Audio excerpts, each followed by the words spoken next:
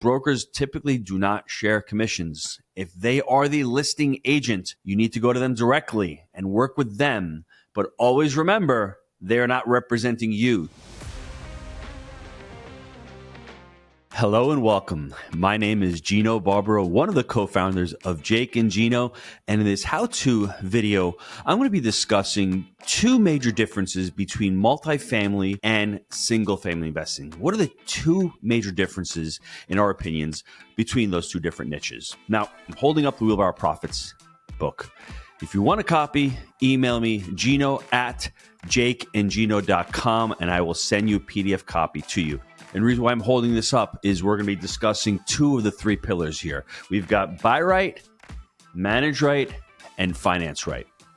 You always need to be utilizing that framework when you're investing. If you're investing in single-family homes, if you're investing in multifamily, self-storage, whatever the niche, follow that framework. Now, the very first big difference between multifamily and single-family investing, this is a big one, because when students join or they're contemplating multifamily, they're being overwhelmed. They think there's so many huge differences, but this one is really big and it's important. And when a lot of members join or people are looking into multifamily, they're saying, I don't really understand how to do this. I had a student on our Movers and Shakers podcast about a month ago, and he had said that he had an 88 unit deal under contract and he was working through it. And he's thankful that he didn't get it because he didn't understand this first component, which was finance right. The financing is very different when you're going out and you're investing in multifamily versus single family homes. And I think the reason why there's such a big preponderance or there's so many people investing in single family homes is because we've all bought a home. I shouldn't say we've all bought a home, but most people who get into real estate start out by buying their first home, whether it's a condo, townhome, single family home, whatever it is. It's so much more, what's the word? It's so much more familiar to people. So when they go out, they get a residential mortgage, they go down to the community bank, they go down to Wells Fargo, they sit down, they get a mortgage. Well, the financing for multifamily, just a little bit different. It's 5 units plus is considered commercial. In residential, you usually get a 30-year amortizing mortgage or 15 years, whatever it is. But the payments are broken out in, let's say, 30-year lengths, and the loan is amortizing.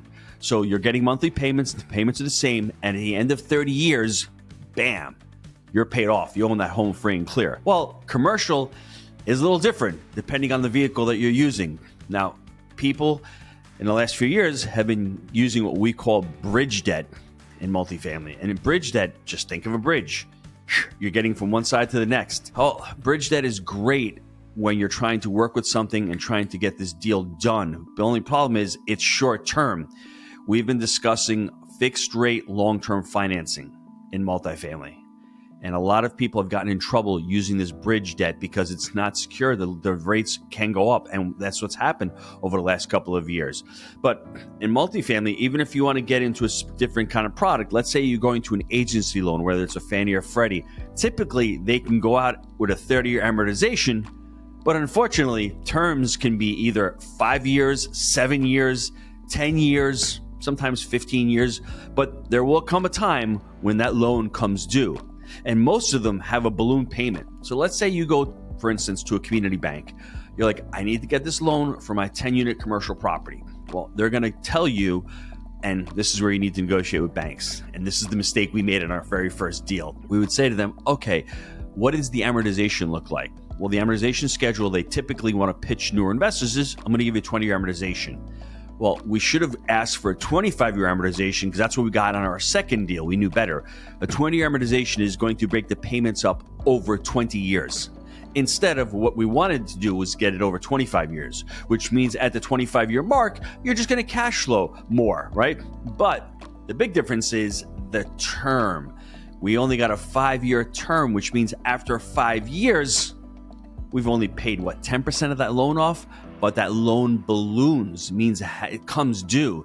You either have to refinance that loan or pay it off or sell it. That's the big difference right there. You need to have an exit strategy with multifamily and understand what it looks like, because if you're going to get a loan and it comes due in 5 years, you're in trouble. Now, I had a property up north. Some banks, what they do is after 5 years, let's say the term is 5 or 7 years, if it's not ballooning, what happens, the interest rate will reset to whatever prime is or whatever marker they're using, plus a certain amount of percentage points. So some of them, most of them do balloon after a certain time. Some of them actually reset and go to prime plus percentage points. So be very careful. That's really huge. Understand the financing component. Now, in this video, I really would love to dive into the different types of, options you have, whether they're credit unions, community banks, agency, CMBS. Not for this video. Just want to share that financing is hugely different in residential and multifamily. And the second one, this is where a lot of students who join get stuck because they come from the residential world and they think that multifamily is very similar to residential, and the fact that, hey, there's an MLS, multiple listing service. Well, in residential, you go online, there's Zillow, there's Trulia's, MLSs of the world. A lot of these deals, vast majority of in single family are put online. Well, when you get the multifamily, you may find smaller multifamilies on the multiple listing services or a LoopNet, let's say. But a lot of the larger deals, guess what? No MLS. They're pulled back. They're what we would call pocket listing, where a broker gets a listing from a seller and he goes to his buyer's list and he says, I've got 30 people here. Let me reach out to these 30 people, offer them the opportunity, see if they like the opportunity. And then if not, I'll go to the next. That is very, very important. That's why in multifamily, I think even single family homes as well, residential, you should try to create a relationship with the broker. They are the gatekeepers. They have the deals. And the other thing in multifamily, which really differs drastically than in single family or residential, is brokers typically do not share commissions. If they are the listing agent, you need to go to them directly and work with them. But always remember, they are not representing you. They are representing the seller. That's why it's really crucial to understanding relationships with brokers. And in our Jake and Gino community, we often have brokers on to understand how to create rapport with them, but not even creating rapport with, hey, let's go out for a cup of coffee. I mean, really creating rapport by speaking their lingo, by understanding what their pain points are, by trying to bring value to them, by saying, hey, if this deal is so far off, am I going to put a lowball offer in? Remember, this is not single family where you're just trying to shoot out offers. You're really not trying to piss these brokers off. You're trying to really, if there's a deal, and let's say the deal's $3 million and they have it listed, and you can't do any more than $2 million, you can ask the broker, hey, Mr. or Mrs. Broker, should I put in this offer at $2 million, or will your seller be insulted and they're not going to want to work with me ever again? This is what you got to do in multifamily. You really need to create that relationship with the broker and understand that they are the gatekeepers. So to recap, financing, learn the financing aspect of multifamily. And the second part, the buy right. So we've got buy right and we've got finance right. Two pillars that we've hit. The framework is here. There are really sub parts of the framework, understanding how to buy these deals. It's all about deal flow. It's all about creating connection. I'm going to hold up the book again for those of you on YouTube. Email me, gino@jakeandgino.com. I'll send you a PDF copy of Real About Profits. Listen, multifamily is an amazing vehicle. I'm going to leave you with this.